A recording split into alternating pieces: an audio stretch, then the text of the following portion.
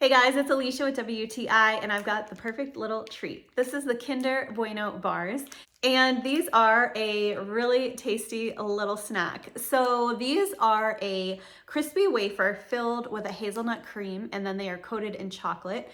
They are shaped in a little bar form, and they are perfect for a little afternoon pick-me-up or a little dessert anytime you need something sweet.